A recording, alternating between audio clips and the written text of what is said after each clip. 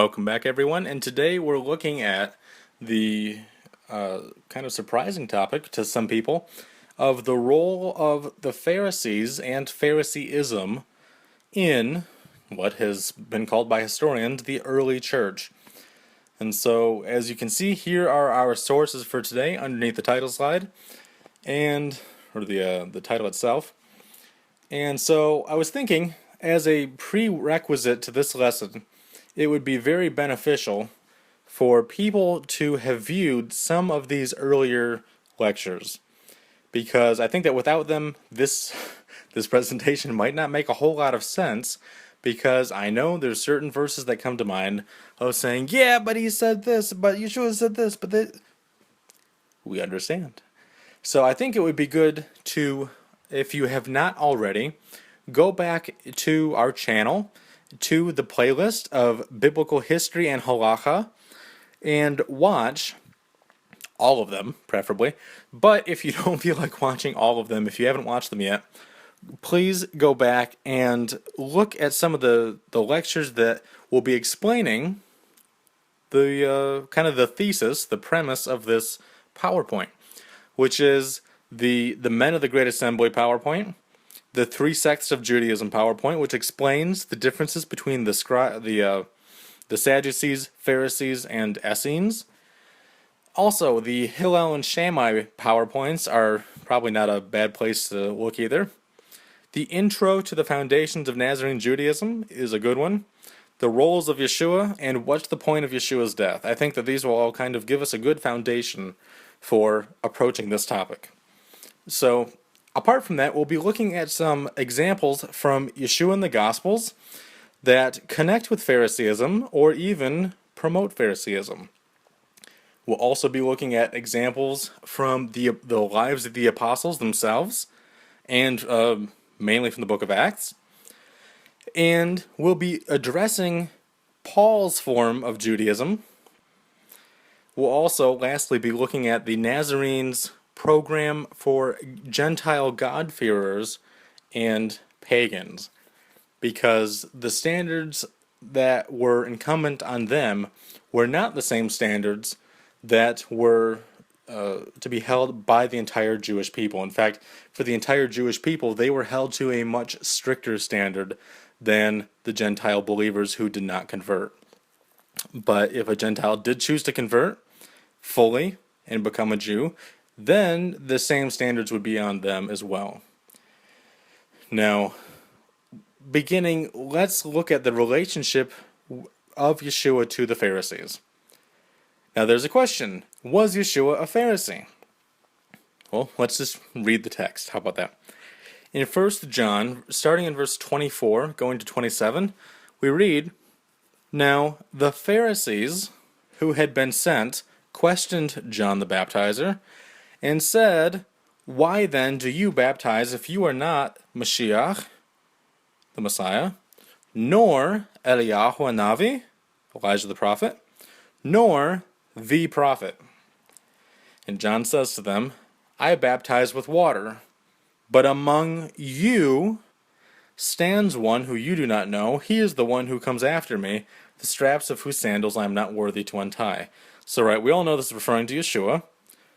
But notice what John says. He says, "But among you stands Yeshua." Right? That's what the whole last two sentences refer to as Yeshua, right? Should not be very controversial. We're just looking at the text. So we find the Pharisees come up to John, they chat, and John says, "Among you stands the Messiah." Right? It's kind of an interesting thought, an interesting observation, which might, if you are not convinced yet that there was some Pharisaic connection to the early church, maybe this is inspiring the question of, why is this in the New Testament? Or why is John saying this? Or what does this all mean? What's the meaning of life? So hopefully you're not concluding on the meaning of life at the end of this PowerPoint. That'd be a little scary. But if you do want to know the meaning of life, it's Ecclesiastes 12:13. For this is the sole duty of man, to fear God and keep his commandments. So there you go. There's the meaning of life. Continuing with his relationship with the... Sorry. Relationship with the Pharisees. The shared anti-government sentiment was shared persecution by the government. So they didn't tend to like the government, and the government didn't tend to like them, so they persecuted the Pharisees.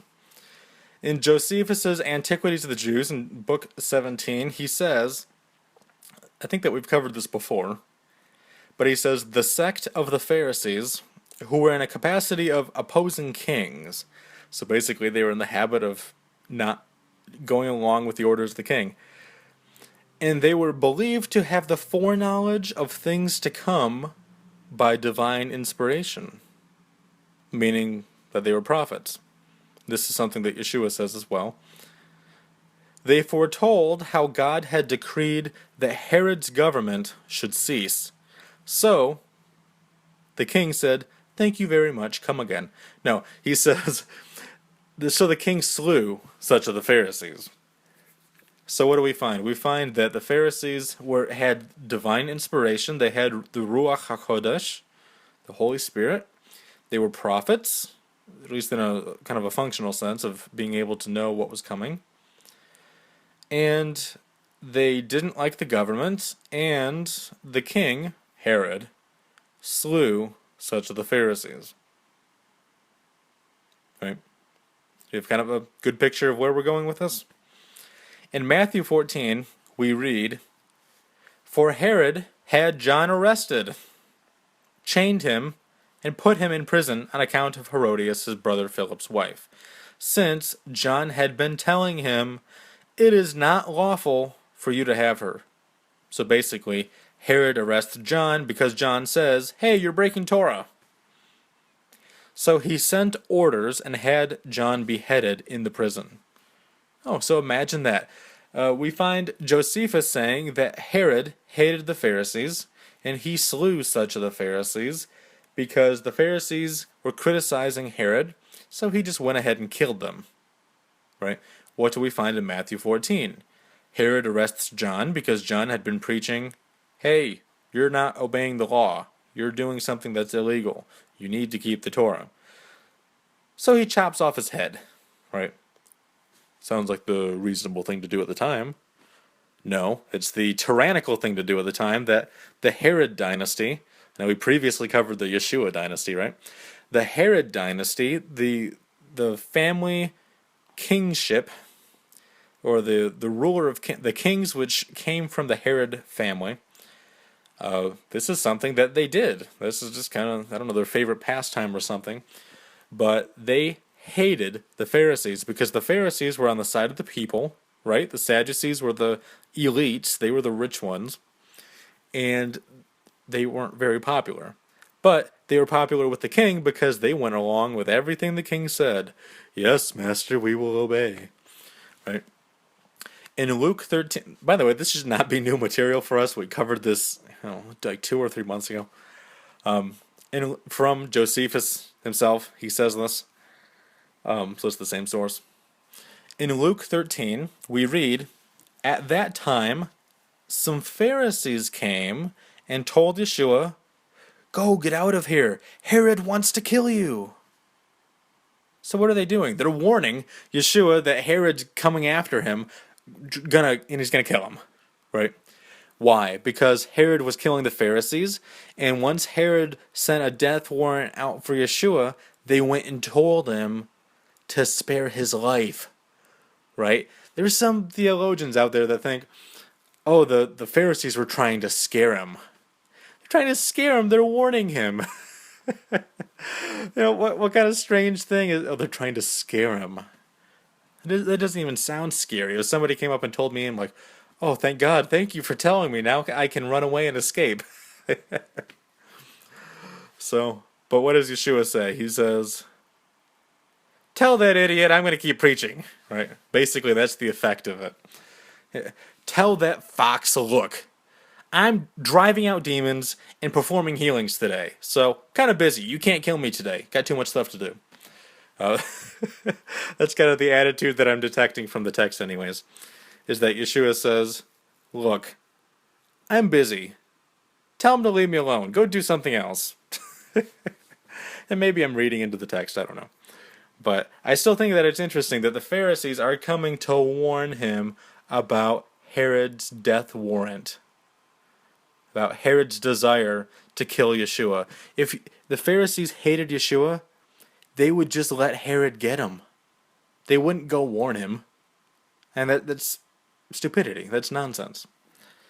So, we find that Herod arrests John the Baptizer, Yeshua's cousin, kills him, cuts his head off. Which, by the way, he was arrested for false charges because he's preaching the Torah. He even says it's not lawful, it's illegal, it's against the Torah, the law. And then the Pharisees come to Yeshua, they say, look, he's going to get you, run away. So we find that they're close enough that people are confusing them with Pharisees, at least. Now, an example from Yeshua in the Gospels. Let's look at Matthew 23, which you can pause the video right now for the exclusively low price of $0. And you can turn to your own Bibles and read along with me if you'd like. But I have it on the screen, so I don't have to flip anywhere. Anyways, so we find in Matthew 23, sorry, I'm feeling a little silly today. In Matthew 23, we find, then Yeshua spoke to the multitudes and to his disciples.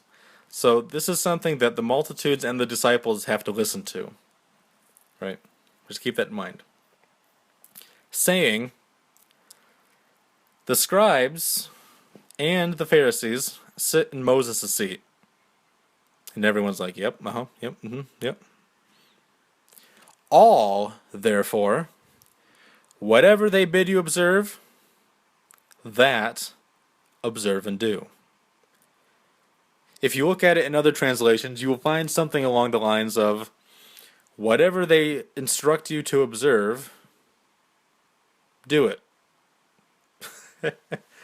So why is Yeshua not only telling his disciples, but also the entire crowd, why is he telling them, the scribes and the Pharisees have the authority of Moses, because they sit in Moses' seat. That's what that phrase means. They have the authority of Moses. They sit on his throne. Well, that's just another translation, by the way. The throne, seat, it's the same thing. Whatever they tell you to do it. Now, if Yeshua hated the Pharisees, or disagreed with them, why is he telling them to obey the Pharisees? Right? Now, we find that after saying this, Yeshua then goes on to say, but don't copy any hypocritical behavior that comes from them. So basically, do as they say, not necessarily what they always do. Right? Because sometimes they might preach modesty, but they go out and they pray boldly out in public. Oh God, I'm repenting in front of everyone. I'm a great person, right? Sorry if you turn the volume down for that. But that's basically the point of what Yeshua is getting at. Is he's saying, look, they're teaching the right stuff. The problem is, well, actually, there wouldn't be a problem if they just kept their own teachings. Which, if Yeshua is criticizing the hypocritical behavior, but not the teachings, that means the teachings are fine. The Pharisaic teachings are fine. The hypocrisy, the neglect of the Pharisaic teachings, is the problem. And here's an example from verse 5. They enlarge their phylacteries and lengthen their tassels. What's the implication here? They're doing it to their phylacteries and tassels. What's the implication for our phylacteries and tassels? Right? Which, by the way, Yeshua doesn't even make a distinction between the phylacteries and tassels, indicating that both are commandments. Right? So if that's the case, for the people who say we need to wear tassels, but the tefillin, the phylacteries, are man-made traditions, the record of both of them goes back to the same time. There's something called the Letter of Aristeas, which I think we might have covered in our non-canonical literature lecture, but it mentions tefillin, like the phylacteries, the tzitzit, the tassels, and the mezuzah, the thing that you put on your doorpost, right? You shall bind them as a sign upon your arm, and these shall be as frontlets between your eyes, and you shall write them upon the doorposts of your house and upon your gates, in order to prolong your days and the days of your children, upon the ground that Hashem has sworn to your ancestors to give them, like the days of the heaven upon the earth. Right? It's out of Deuteronomy, I think. And that's what this is referring to. These are the things that you bind on your left arm. These are the things that you put around your head so that the box is on your forehead. And the tassels are the things that you put in the four corners of your garments. And the mezuzah is the little box that you put on your door. Right? These are just reminders to help us to keep the commandments. So Yeshua is saying, this is what they do with their things, but we shouldn't be doing that. Because enlarging them and lengthening them is to display them. You're saying, I'm extra righteous. Look at me. My tassels go all the way down to my toenails.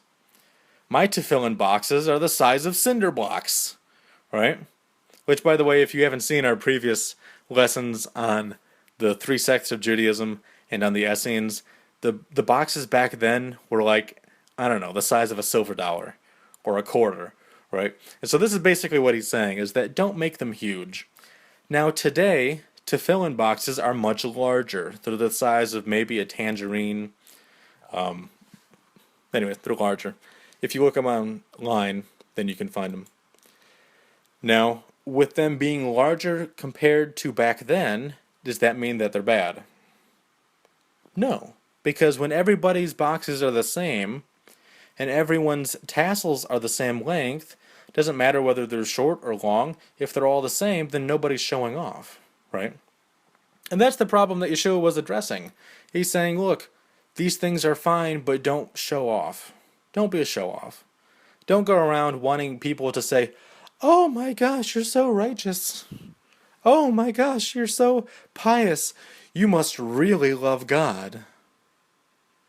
Oh, as a matter of fact, I do really love God. I am very special. I mean, humble.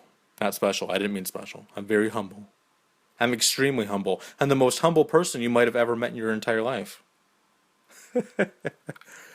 Right? They weren't saying these things, but this is the kind of attitude that Yeshua is criticizing, not the practices themselves.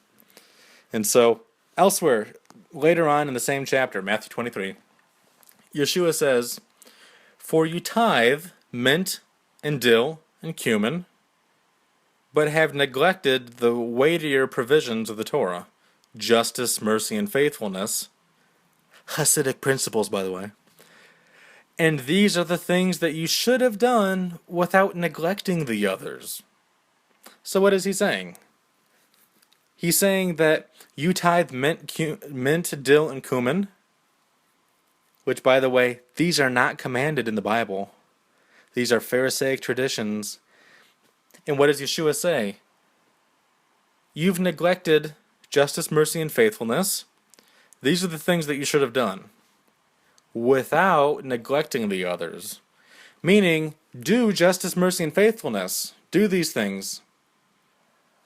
But these Pharisaic traditions, you also need to do.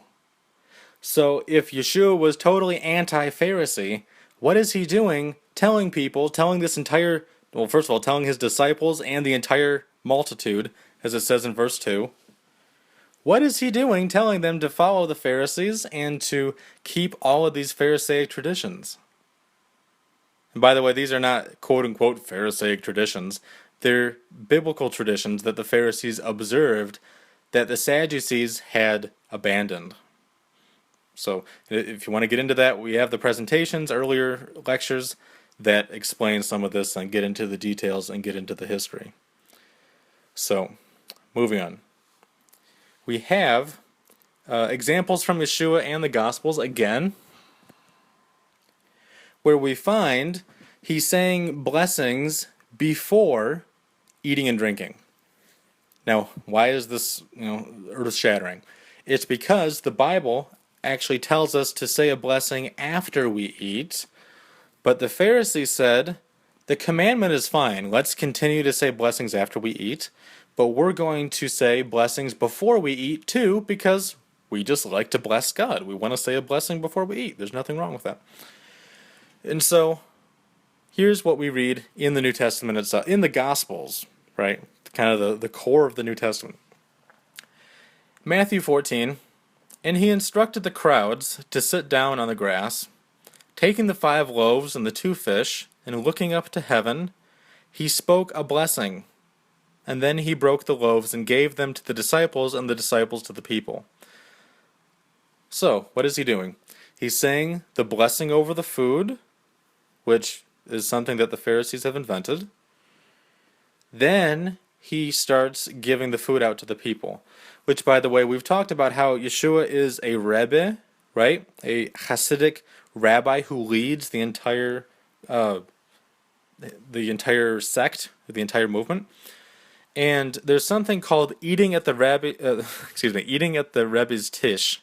Tish is just the Yiddish or German for table. And so what they would do, they'd meet in a big hall, and the Rebbe would sit in the middle, not dead middle, but off to the side in the middle, with a table, and he would have a meal, he would have a little bit, and then he would give the rest of the food out to his Hasidim. This still goes on today. You can probably find it on YouTube. You can definitely find articles on it. And this is basically what Yeshua is doing. But notice what it says. That's kind of a tangent, but notice what it says. It specifically says he spoke a bracha, a blessing, and then people ate. Now, in Luke 22, it says, while they were eating, he took some bread, and after a blessing, he broke it and gave it to them.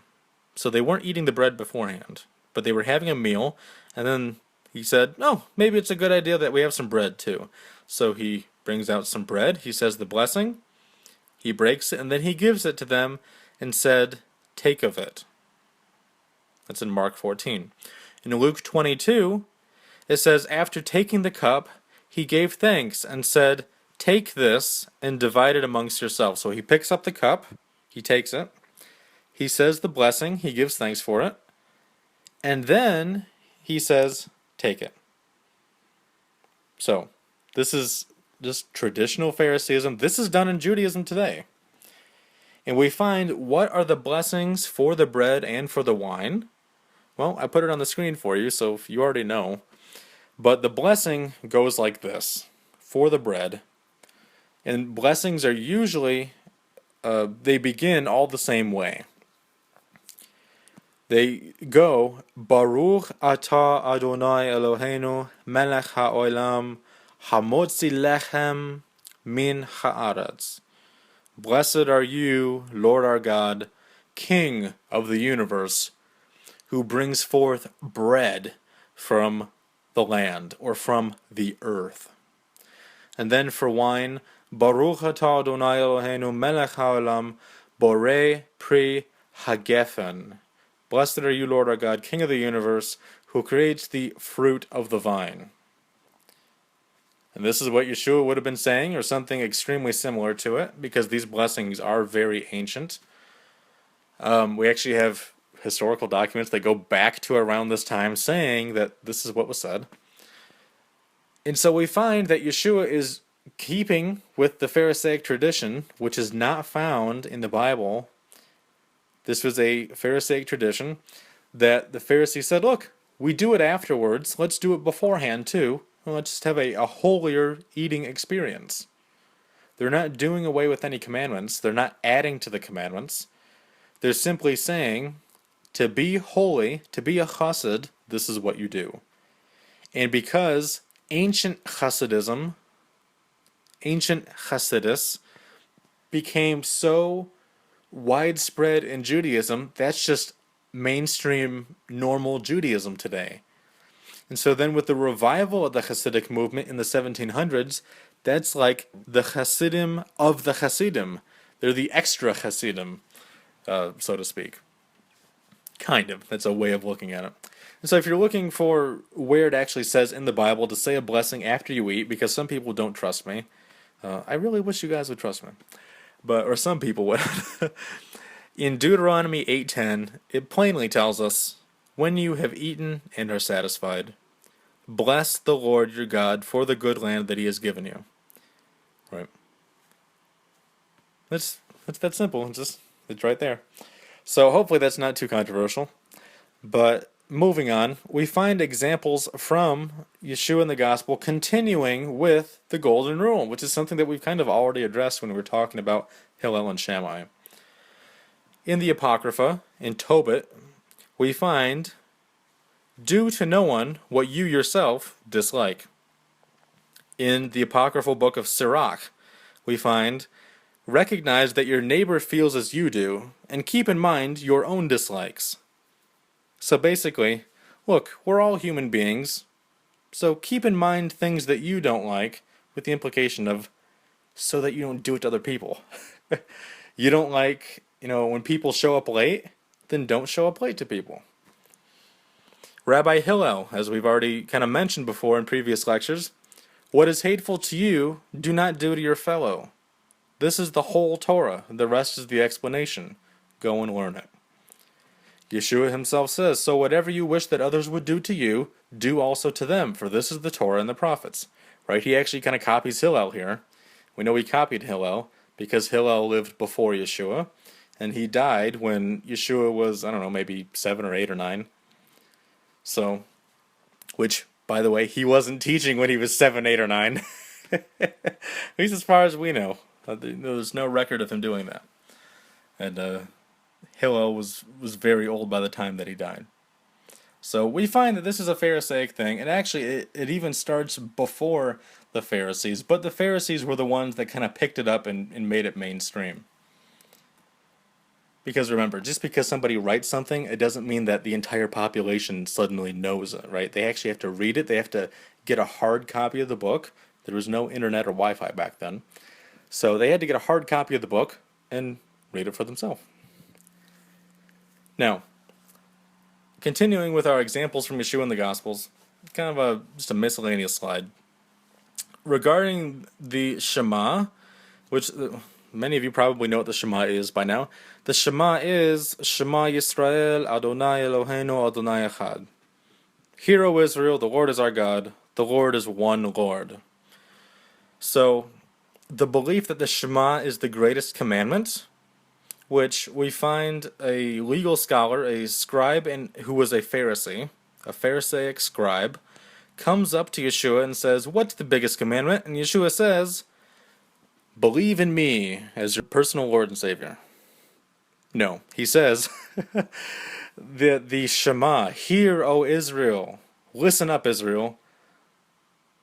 Adonai is our God, Hashem is our God, and He's one Lord, not 3 or 50 or 1,000,000 or 20 or what have you. Now what's interesting is that a debate regarding the Shema, everybody already knew it was the biggest commandment, but in regards to when to say it, how to say it, and so on, this is the first sentence of the first tractate of the Talmud. So it's kind of important, right? In terms of casting out demons, we know that the Pharisees, we've covered this before, the Pharisees were casting out demons, like even according to Yeshua. And so, in Luke 13, he says, "I will continue driving out demons and healing people."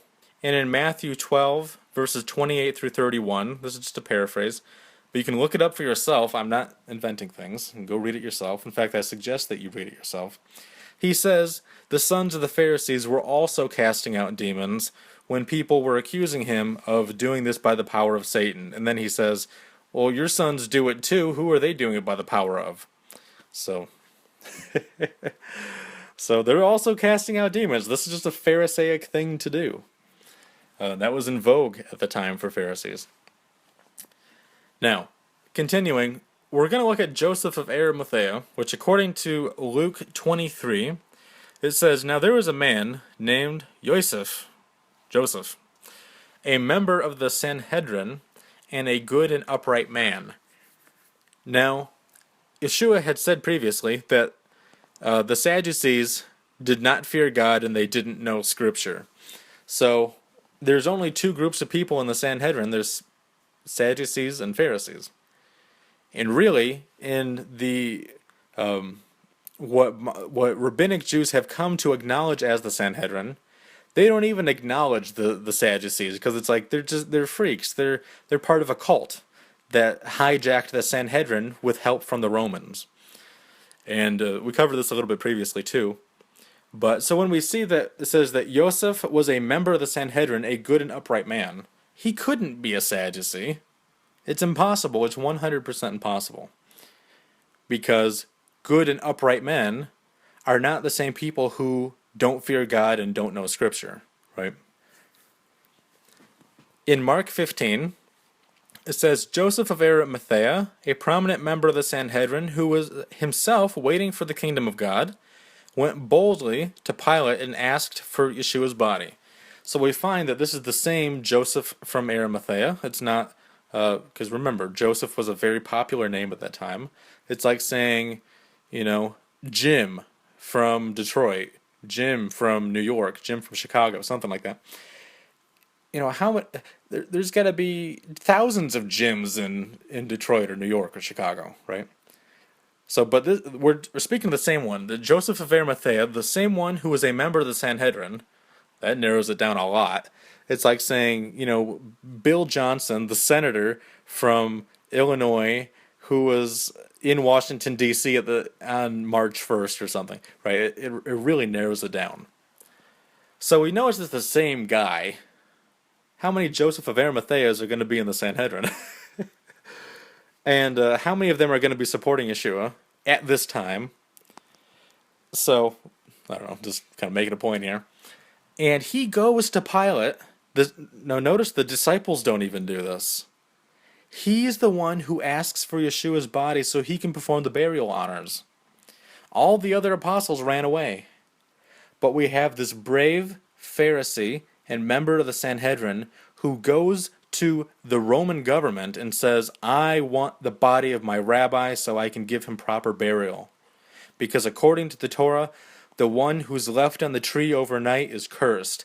And this rabbi, the Rebbe of my movement, of my congregation, is an honorable man, and I'm not going to let him be cursed and dishonored by leaving him up there. So, if you please, I would like to take his body." In Matthew 27, it says, "As evening approached, there came a rich man from Arimathea named Joseph, who had himself become a disciple of Yeshua." So we find that Joseph was also very rich, which means that he was probably a businessman, which means that he was also not only educated as a rabbi, because you can't be part of the Sanhedrin and not be a rabbi, that's kind of common sense. He was a rabbi, but also he knew about secular matters too. And we find that throughout Jewish history, there's many people, such as the Rambam, Rabbi Moshe Maimonides, that they're employed.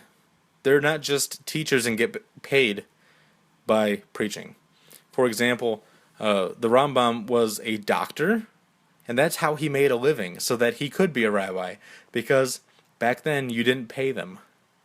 And he didn't think that it was good to profit off of teaching people the Torah.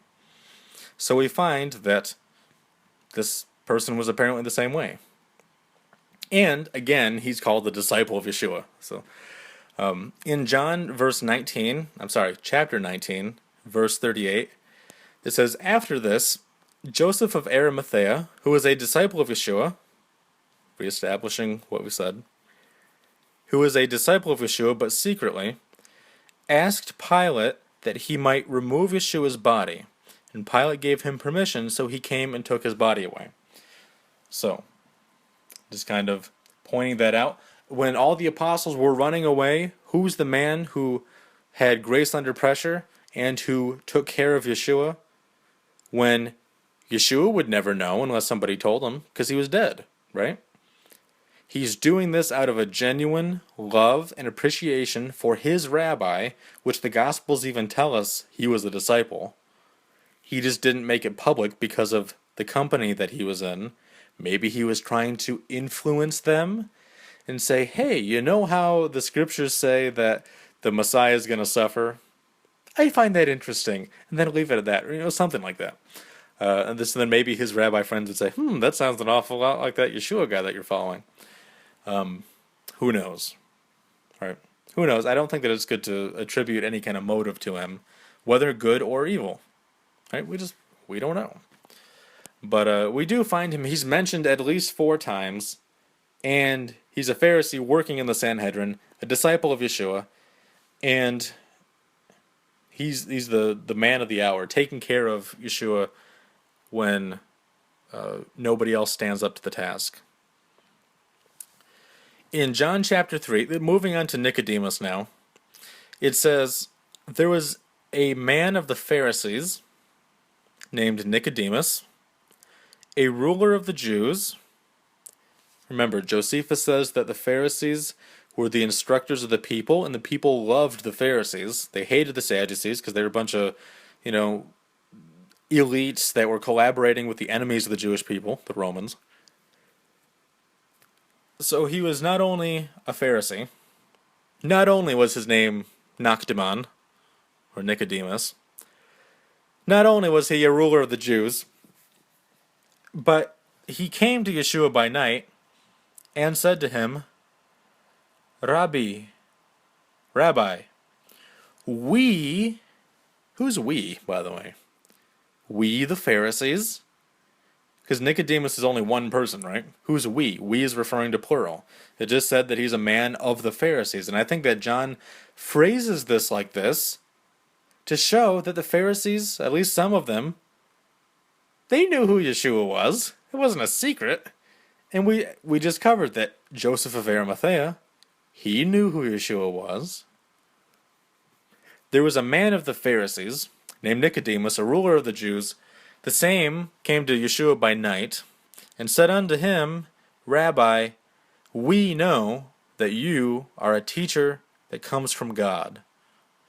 Wait, so the Pharisees know that Yeshua is a kosher teacher? Well, if Yeshua was teaching against Pharisaism, the Pharisees wouldn't call him a good teacher, right? They wouldn't call him rabbi. They wouldn't say that he is a teacher from God, right? For no man can do these miracles unless God is with him, right? Nicodemus knows. He knows the truth. And Nicodemus knows of other Pharisees that are not named that also know. Now, one of them could actually include Joseph of Arimathea. We don't know. I think it's rather likely. So what do we find? Nicodemus was a Pharisee, a ruler. Okay, we already covered that. Now, what's interesting, Nicodemus, which, by the way, Nicodemus is the Hellenized form of his name. We find that U-S ending at his name. The original Hebrew is Nakdiman. And Nakdiman is mentioned in the Talmud many times, and he's mentioned by Josephus. So not only do we know for a fact that this guy existed, because some people like to say, the Bible's made up. We have proof from Jewish sources that this guy existed, and that he was a very rich man who used his wealth to help the people of Jerusalem when the Romans were attacking. He and 2 other people, 3 total, they helped provide everything that the city of Jerusalem needed for years because the Romans had cut off all their supplies. So he was an incredibly righteous man. The Talmud praises him and says that he and 2 other men saved the city of Jerusalem for that time. And he's coming to Yeshua and says, I know it's not public knowledge, but we know that you're a teacher from God. We know that you're a rabbi. we know who you are, but we can't go public with it yet. Now, when you read rabbinic writings throughout the centuries, you kind of have to wonder whether some of these closet believers who are Pharisees, they say an awful lot of things that sound a lot like the New Testament. And actually, we're working on a project right now where we're correlating everything in the New Testament to rabbinic writings. It's very slow, but very valuable and very worthwhile and very rewarding as well and very fulfilling. But you kind of wonder how much of an influence that these secret believers had. They might not have even identified as Nazarenes, but they might have been in their hearts. They might have secretly prayed in Yeshua's name. They might not have been public about it. But maybe they were transmitting certain Nazarene traditions into mainstream Judaism so that someday in the future their descendants would find out. I know it sounds kind of conspiratorial, but I think it's a possibility. So now looking at some examples from the book of Acts, we find that starting out in Luke chapter 19, Yeshua taught in the temple, which according to Josephus, the temple operated under Pharisaic norms, which we've already covered this a few times. And I think in the Sadducee Pharisee Essene presentation, I think that we covered it in that one. But the Sadducees were a bunch of cowards, and they said, we're scared of the Pharisees. We're just going to do it their way. So it's operating under Pharisaic standards, and Yeshua goes there to teach, right? If he was totally against it, like the Essenes were not fans of the temple establishment, that is. They loved the temple. They just didn't like the people. They hated the Sadducees. And they thought that the Pharisees were even a little bit too liberal. Some of the Essene halachas, crazy. Like you can't save people's lives on Shabbat. But the Pharisees would say that you can save lives on Shabbat, the Sabbath. So we find that Yeshua is teaching in the temple. In Acts chapter 2, it says that the apostles continued in the prayers, tes proseuches, which the prayers is referring to the Amidah, the 18 benedictions, the Shemone Esrei. This is referring to the daily prayers that Jews would say twice a day, and some people would say a third time at night. Now, in modern Judaism, that's just kind of taken for granted that you're going to do it at night. That's, again, the ancient Hasidic principles influenced Judaism so much that the ancient Hasidim are now just mainstream Jews, to a certain extent. Continuing in Acts chapter 2, actually just a few verses later, it says that the apostles continued meeting in the temple courts. That's where they would fellowship. That's their hangout place. That's, their club headquarters. Again, so that if they disagreed with the way that the temple was being run, according to Pharisaic norms, they wouldn't keep going there, or they'd go there just to criticize it, and they never do that. So if they're going there, they're not criticizing it. Then, you see what I'm getting at? In Acts chapter 3, chapter 10, in two places, the traditional prayer times are observed, which are the 6th hour and the 9th hour. Again, in ancient times, you would do it twice, and these corresponded to the sacrifices in the temple. So you had Shachrit, and you had Ma'ariv, morning and afternoon. And then, Mincha, and then Ma'ariv. I get it confused sometimes. But anyways, so they're observing these traditional prayer times, and if you go and look, it says that they're praying at these times. And that's what all Jews for thousands of years have done. So they're just continuing to do what they've always done, right? Jesus coming and going has not changed the way that they do Torah. It hasn't abolished anything. And if he did, they were the most clueless people imaginable, even though they had been living with the guy for, how long. But I would tend to think that the apostles were not clueless. They were Hasidim. They knew Yeshua's message. This is evidenced by their preaching and by their observance, I would argue. There is also continued observance of sacrifices in the temple, which we know that Yeshua says to the man who he heals of Zaras, the leprosy. It's technically not even leprosy, but still. He says, go offer the sacrifices as Moses describes in the Torah, and the man doesn't. Now we find in Acts 21 that James tells Paul to offer sacrifices with 4 other Nazarene believers who likewise had bound themselves by an oath to offer sacrifices. Now, if you don't believe me, go look it up. They had taken a Nazirite vow, and as part of a Nazirite vow, you have to offer all different kinds of sacrifices.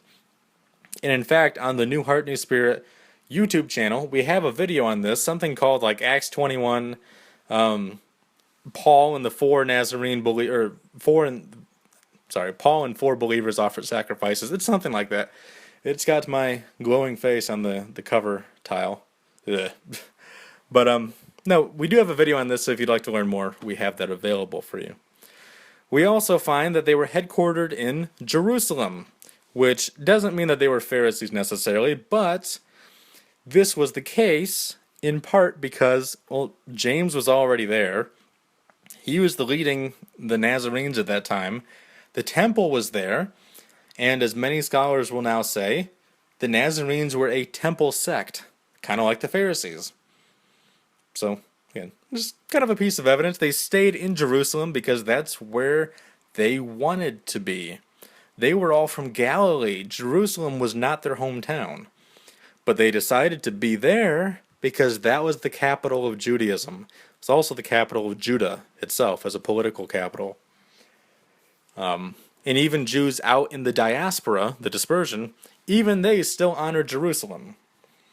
So, and we can see from the verses there where that's the case, both in the book of Acts and Galatians. They actively promoted Hasidic treatment of Gentiles, which the Hillel Pharisees would do, but the Shammite Pharisees were not so keen on. Right? The Shammai Pharisees were like, you don't know what you're talking about.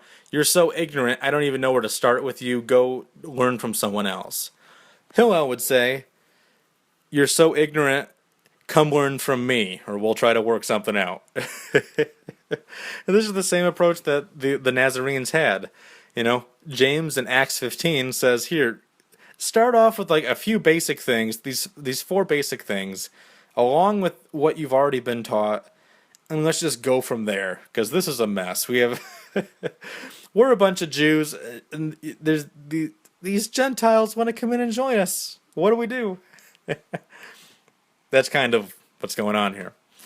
And that shows that they're Hasidic, or kind, merciful, loving treatment of Gentiles, which was not always common within Judaism at that time, which is unfortunate.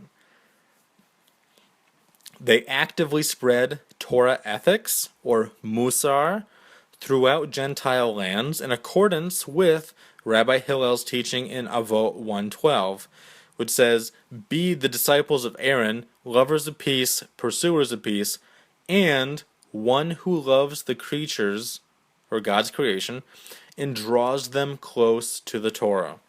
So it's our obligation to draw people close to the Torah, whether that means by treating them well, and by bringing commandments to them, by our actions, or just plainly teaching them, if they want to be taught. Now, this doesn't mean we go around like, fundamentalist Southern Baptists and say, you're going to hell if you don't keep the Torah. Which, whether that's true or not, that's not the right way to do it. Nobody converts through that. Nobody's like, that's a great idea. Maybe I should change. It always comes off as judgmental, fundamentalist. You don't know what you're talking about. You're just haters. You're people haters. So yeah, just Be kind, be gentle, be pursuers of peace, lovers of peace. Yelling and screaming at people is not peace. That's the opposite of peace. In Acts 15, in Acts 5, we read, a Pharisee, dun dun dun, those evil Pharisees, a Pharisee named Gamaliel, a teacher of the Torah, who was respected by all the people, which includes the Nazarenes, doesn't it? All the people. Who was, at least all the people in the Sanhedrin, because that's what it's talking about in context. He was respected by all the people. He stood up in the Sanhedrin and ordered the apostles to be taken outside for a little while. And he said to them, being the Sanhedrin, he said to the Sanhedrin, and now I tell you, stay away from these men, the apostles, and leave them alone. And so they were persuaded by him. So basically, the Sanhedrin agreed that it was good to not suppress the teachings of the Nazarenes. Now, if they were totally different, if they were teaching against God's word, don't you think the Pharisees would be upset? Don't you think that they have the legal right to suppress them? Now, it's interesting, if you go back and look at that passage, there were some Sadducees that they didn't actually listen to the Pharisee Gamaliel. They still whipped up the apostles a little bit and then let them go. Now, that was contrary to what Gamaliel had just said, by the way. He said, leave them alone, stay away from these guys, just let them be. In Acts 15, it says, this is kind of the verse that really tipped me off to this whole phenomenon of Pharisaism within the early church. In Acts 15, we read, some of the believers from the party of the Pharisees. Wait, there's believers from the party of the Pharisees? Horror? What's going on? Anyways, they stood up and said, it is necessary to circumcise the Gentiles and to command them to keep the entire law of Moses. Then the apostles and the elders assembled to consider this matter. Why? Because they didn't know what to do. If there was just a few fringe people saying crazy things, nobody would be like, we all need to get together and talk about this, right? They would just say, look, I'm going to write them a letter telling them that they're wrong. This is James speaking. I'd write them a letter telling them that they're wrong, and then they should stop after that. But no, they get together to discuss this because there were some people who agreed that with the Pharisees that the Gentiles had to keep the entire Torah right off the bat to join the Nazarenes. Now notice it says some of the believers from the party of the Pharisees, which means that there was other believers from the party of the Pharisees who didn't agree with this. Now what is this saying? It's saying that it's an inter-Pharisaic debate. There's some Pharisees who were Nazarenes who said that the Gentiles had to keep the entire Torah right off the bat. And there was other believers who were from the party of the Pharisees who said that is not correct. Now it's interesting, James seems to take a kind of a compromise approach by saying, learn these four things and continue to learn. So basically, he doesn't say that Gentiles don't have to keep all the Torah, or that they do have to keep all the Torah. He just says, learn, or do these things for now, and learn as you go. Well, what's the implication? That you're going to learn the rest of the Torah and then do it, right? Don't be forgetful hearers. Don't be forgetful hearers, but be doers of the word, right? We covered this last time with James's words in his epistle. Don't just forget about what you hear, but actually do it. Which, doing the word of God and forgetting the word of God, those are antonyms, right? They're opposites. So if you're not doing the word of God, whether you know it in your mind or not, that's the effect of, or that's the same thing as forgetting, right? And that's just the Jewish way of thinking about it. It's not the Gentile way, which is very literal, very concrete. It's very almost metaphorical in a sense. Now, in terms of the testimony of modern historians, which I think you can't base a theology solely off of this, but I think it just provides us additional support. From the book, The Brother of Jesus, in fact, most of these quotes are going to be from that book, simply because there's so many good quotes. He says, Professor and pastor Jeffrey Boots says, one of the few reliable outcomes of current historical Jesus scholarship has been the increased awareness that Jesus and the Pharisees were not stalwart enemies that tradition has pictured them as being. Rather, Jesus and the Pharisees were like-minded rabbis arguing fine points of legal interpretation. Next quote. Josephus associates James with the Pharisees, as do several modern scholars. Right? Now, what I find interesting is that this is a Lutheran pastor who is also a professor who is saying these things. If you're wondering how that all works out, that's what I'm still wondering. I don't know how that all works out, but I think that his words are in agreement with what we've already covered and in the evidence that he puts forth in his book, which I think is a phenomenal book, by the way. I love it. It's one of my favorite scholarly books out there. It's called The Brother of Jesus by Jeffrey Boots. B-U with an umlaut, the 2 dots, T-Z. He continues, though, and he says, in truth, it should not really surprise us that James could have been a prominent Pharisee in the city of Jerusalem. Right? Which, when we look at historical documents, I think that that's quite the possibility. It doesn't come right out and say it, but looking at the evidence, that's what it points to. By the time that Luke wrote his 2-part history of the church, near the end of the 1st century, so the Gospel of Luke and the book of Acts, the church had largely been transformed from a Gentile phenomenon from a Jewish phenomenon into a Gentile phenomenon. Therefore, the beliefs and teachings of James slowly were subsumed under the beliefs and teachings of Paul. This also led to a not-so-subtle prejudice against the thoroughly Jewish form of Christianity that the Jerusalem church and its leaders represented, which ultimately led to the elision of James and the ostracizing of the Pharisees in the New Testament. So basically what he's saying, because Gentile Pauline Christianity won over the Nazarenes, they didn't win them over in the sense of convincing them. They were simply the ones who triumphed in the end in terms of being the most popular. Right? That's just what was accepted by the world at large, because most of the world isn't Jewish, right? It just kind of makes sense. Because that form of Nazarenism was accepted by the Gentile world, James, who was appointed by Yeshua, his way of doing it, which remember, Eusebius said that they had the original, undefiled, pure teachings of Yeshua. James is in his group, not Paul. That it was Paul's teachings which were ultimately taken up by Gentiles and interpreted and given supremacy over James and his group, which I would still argue that they've ferociously misinterpreted Paul, but that's just my view.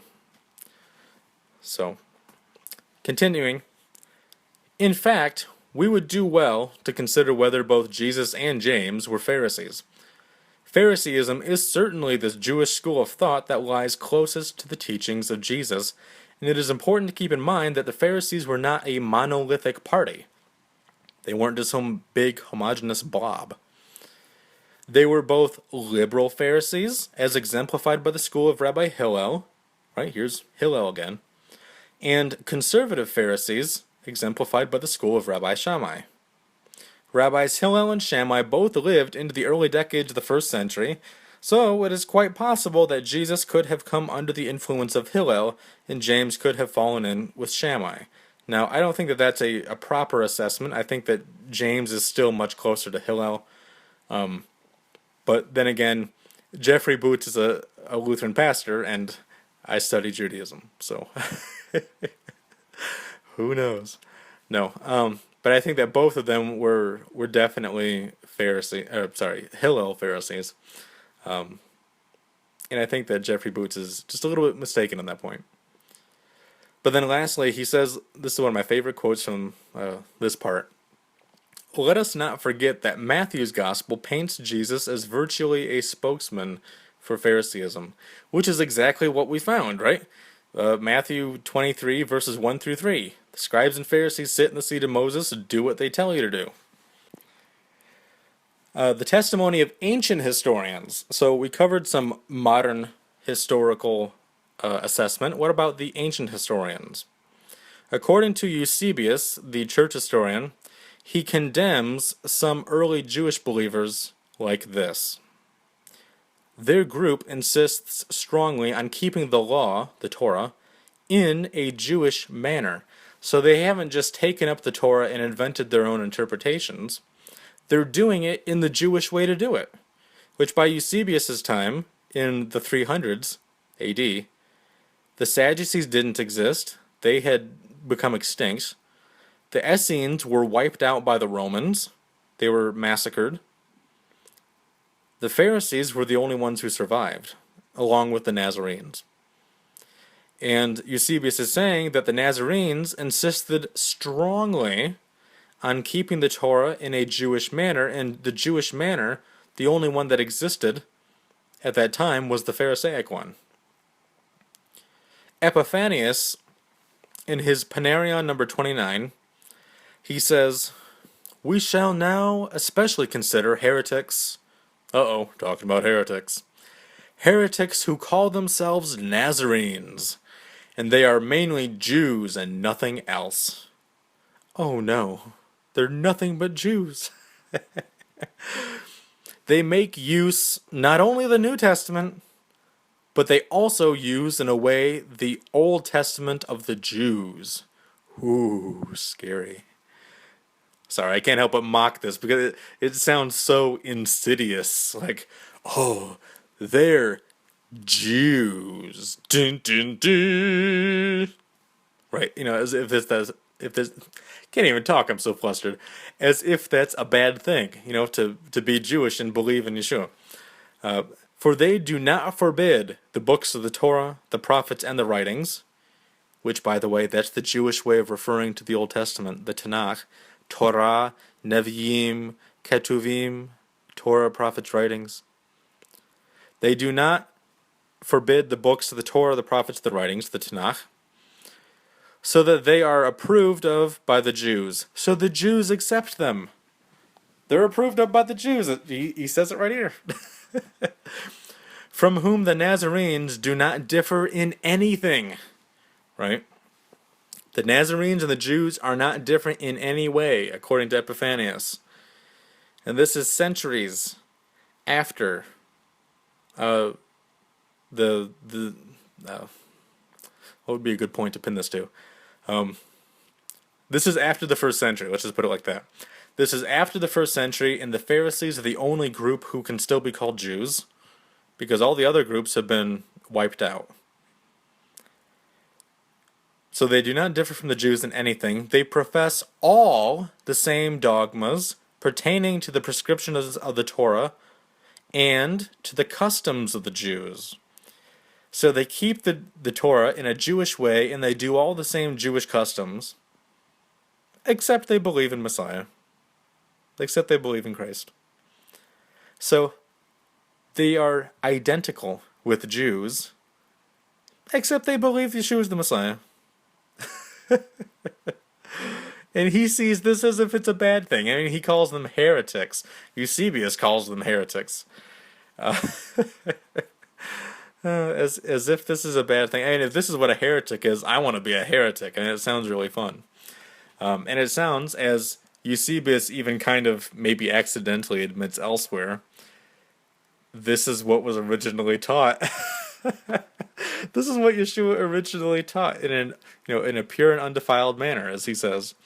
You wonder if he was kind of laying down a hint for people, or maybe just confused. I don't know. Maybe he forgot. But they are very learned in the Hebrew language, for they, like the Jews, read the whole Torah, then the prophets. Now, Jews still do this today. They read the Torah first, and then they read a little passage from the prophets. This is called the Torah portion, the part of the Torah that you read for that Shabbat. And then there is the Haftorah portion, which is usually a passage from the prophets, or sometimes they'll bring something from 2 Chronicles or something like that. But it's usually from the prophets, like Isaiah or Ezekiel or something, or Samuel. So there we have it. This is one of my all-time favorite quotes ever. I wish that I could just memorize this because it's so beautiful. He comes right out and says it. The Nazarenes are heretics. They're nothing but Jews. They do everything that the Jews do. They keep the Torah, the Jewish law, in the Jewish way, which is halacha. That's what halacha literally means, is the way. They're no different, except they think that Yeshua is the Messiah. They know Hebrew. They do everything the Jews do, and that's why they're heretics and we're not. Right? How bizarre, isn't it?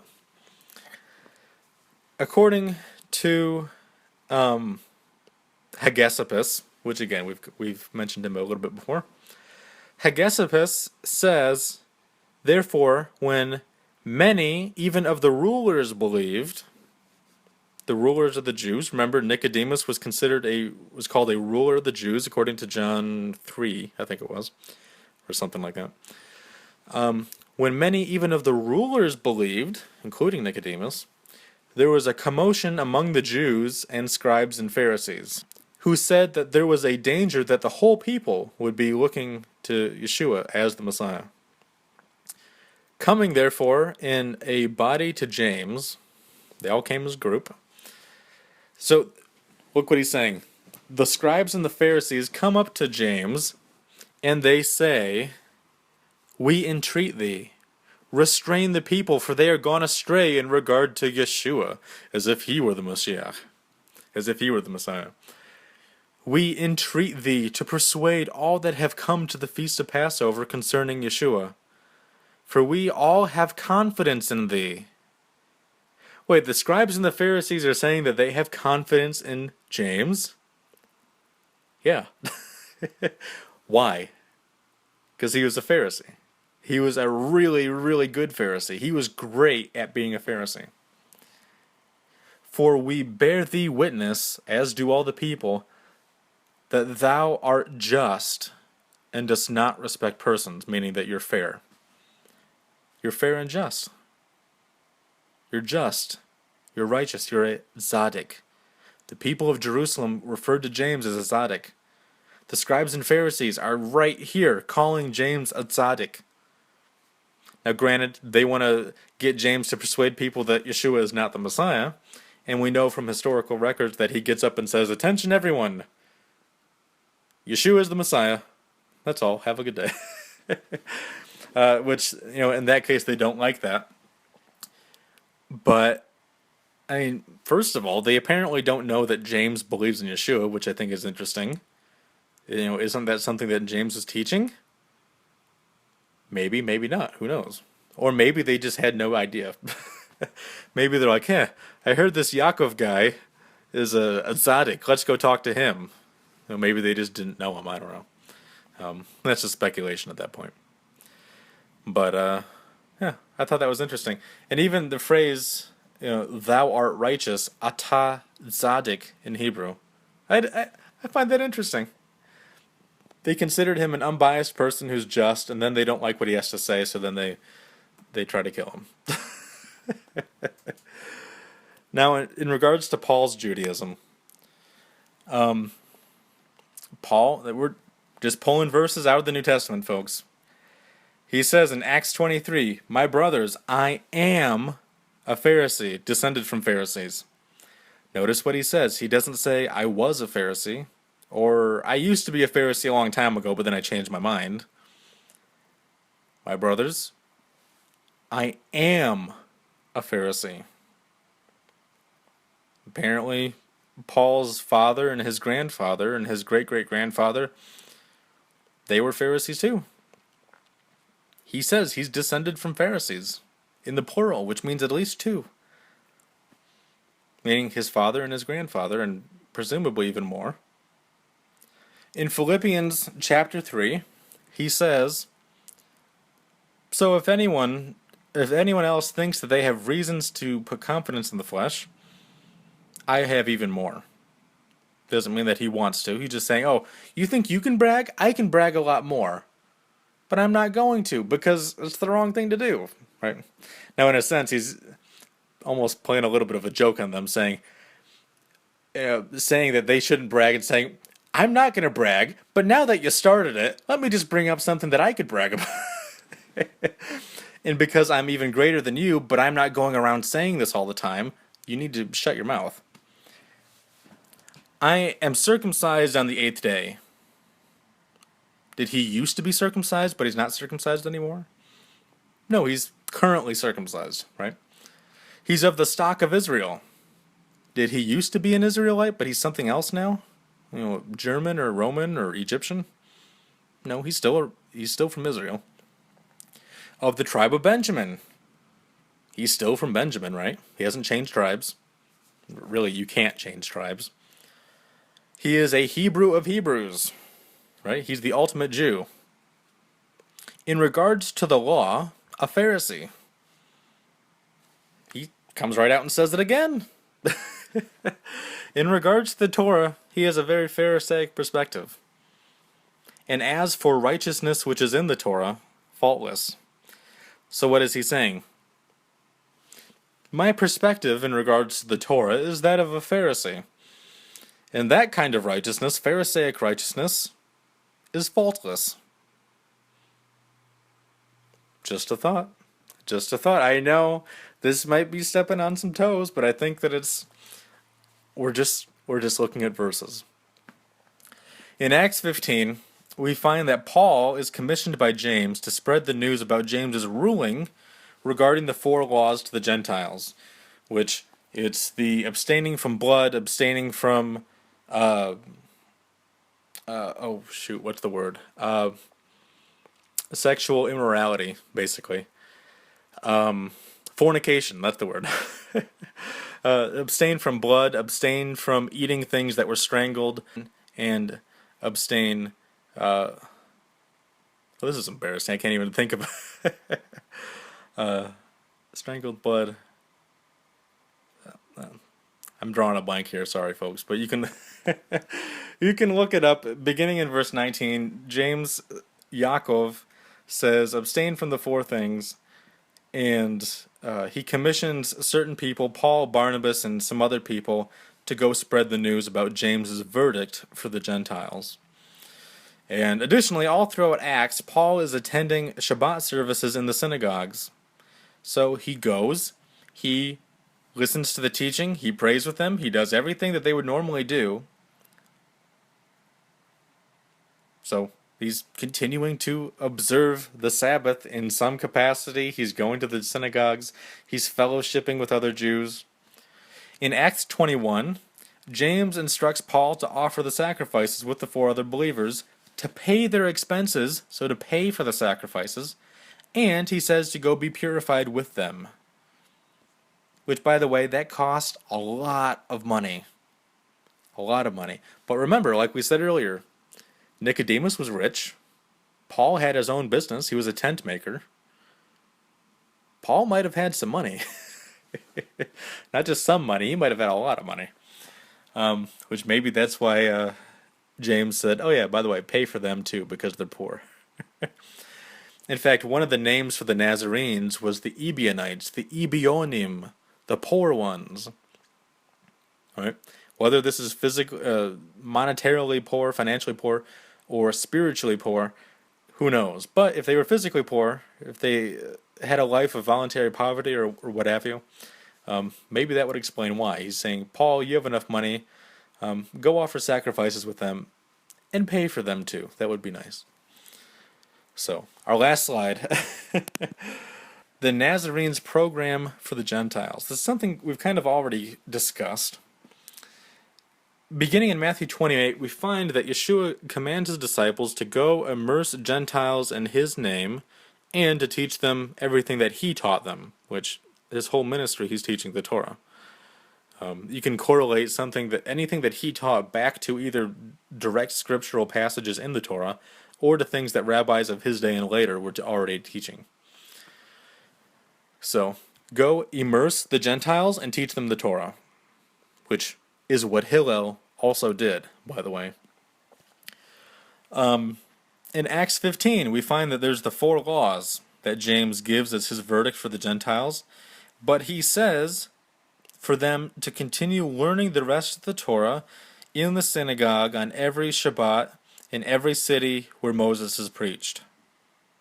Your translation might be a little bit different, but it's basically the gist of it. So we find that you immerse the Gentiles, you teach them Torah. James says, do these preliminary things, but continue learning, continue improving. You can be with us, you gotta, pull your own weight. You gotta kind of come up to where we are. Not necessarily in doing every single commandment, but doing everything that the Torah commands Gentiles to do. That's what the Noahide laws are. That's just the name that's given to the 7 commandments. Now, James had commanded them 4, but notice that one of the commandments is not believe in one God. Don't have idols. Right? That's like the number 1 commandment. Yeshua said that's the number 1 commandment, is to love the Lord your God with all your heart, strength, mind, and soul, and that there's only one God. Right? So these are things that the Gentiles already knew because, as we see from various places in the book of Acts, especially Acts 13 and so on, Gentiles were already attending synagogue services. They were hearing the Torah taught to them every Shabbat, every Sabbath. And we find that Paul appeals to the entire congregation, and some Jews and some of these Gentile God-fearers are attracted to his message. So, and when we look at historical sources of what a God-fearer is, nowadays we call these people Noahides, or Ger. That's the singular. Gerim is the plural. So Gerim, or Noahides, these are the Gentiles that the disciples were trying to reach. And they said, ideally, you'll become Jews, but being a Noahide is good enough. So, at least that's my perspective, that's how I see that. Also, in the congregations, and likely in many other congregations, a similar model is followed, where Paul is like stage 1 of the program, Apollos is stage 2 of the program, and so on. What we find in 1 Corinthians chapter 3. Paul says, for when one says, I'm of Paul, or I'm a Paul follower, I'm a Paulite, and another says, I'm of Apollos, I'm part of Apollos' fan club, I'm from his denomination, I'm a Baptist, I'm a Presbyterian, I'm a Methodist, I'm an Anglican. Who cares? That's because, what? Baptists were founded by who? I think it was, Zwingli and Calvin, or something like that. The Methodists, who? By the Wesley brothers. Right? All these denominations go back to 1 or 2 guys, usually. Seventh-day Adventist, Ellen White, right? Always goes back to one person. And Paul says, who cares? We don't matter. Don't focus on us. For when one says, I am of Paul, and another says, I'm of Apollos, are you not mere men? You're not angels here. What then is Apollos? Or what's Paul? Servants through whom you believed, even as the Lord gave opportunity to each one. Paul and Apollos. I planted. Apollos watered. Right? There's different functions. Paul comes first because what are you going to water if nobody plants? Right? Somebody plants, somebody else waters. After that, other people do other things. I planted, Apollos watered, but God was causing the growth. So then neither the one who plants nor the one who waters is anything. We're nobodies. We don't matter. What are you saying? Why are you creating these fan clubs around us? We're mortal men here. Right? You can switch us out. We're just gears in the machine. Switch us out for anybody you like. We don't matter. You can get the same teaching, the same planting, the same watering from anybody else. We are not the main point. You guys are missing the point. Now he who plants and he who waters are one.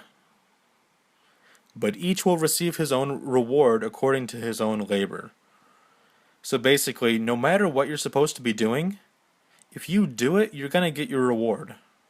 Whether it's a lot of labor or a little labor, if that's the only thing that you're supposed to be doing, then great. You're doing what you're supposed to be doing. What else can you ask for? For we are God's fellow workers. We're working together. And you are God's field, God's building. So this is basically the program that was set in place. Yeshua says, go teach the Gentiles the Torah. James says, okay, we're teaching them the Torah, but do they have to be taught the entire Torah before coming in, or can they learn it after joining us? Right? So basically, they're taking Yeshua's commandment, and they're saying, okay, now that we're trying to implement this, we have to sort out the details, the practical, daily details that are going to have to be confronted sooner or later. And then once James figures out, once he gives his verdict on here's the program, then we're getting into even more minute things, which is who's going to do it, who's going to execute the plan. And what it looks like is that some people did the initial stuff, some people did intermediate stuff, and some people did advanced stuff. I think that's all that's being said. So, and I think that many other church historians and theologians would actually agree with me on that. So, or I would agree with them, however you want to look at it. So, I think that we've gone far long enough. I hope that this has been beneficial to you in showing us how the Pharisees were connected with the Nazarenes, how oftentimes they supported the Nazarenes, how sometimes the Nazarenes supported them, and they were a family. They weren't enemies. They weren't even cousins. They were brothers, and sometimes Pharisees and Nazarenes were one and the same, as we find in Acts 15, where it says some of the believers who were Pharisees. Or we find some of the Pharisees like Nicodemus, or Joseph of Arimathea, who were also Nazarenes. So I hope that this has been very informational, very informative, very entertaining, maybe at times. And I hope that this has maybe given you a fresh perspective on this issue, because I think that too often, especially within Christianity, but also within the Messianic and the Hebrew roots movements, there's this fierce anti-Jewish sentiment or anti-Pharisaic sentiment where the Pharisees are, demon spawn, but we're the good guys. We're the true believers. Is to say that, Jews who worship God and pray and bless his holy name every single day as if they're not true believers. Believers in what? Is it more important to believe in Yeshua or believe in God? Right? So they are fellow believers with us, and or maybe more appropriately, should be our goal to be fellow believers with them. So I'll leave you with that. Hopefully this has been inspiring and informational. Hopefully this has given you a new perspective and maybe inspired you to think of this topic a little differently and to ask some questions. So I'll leave you with that. And, as always, smile at someone and be a chassid.